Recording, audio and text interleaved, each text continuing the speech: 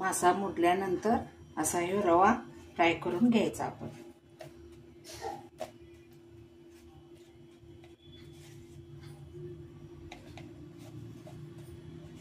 छान करपूस भाजतोय। आता तेल गरम झालेलं आहे, आता मासा फ्राय करूया आपण।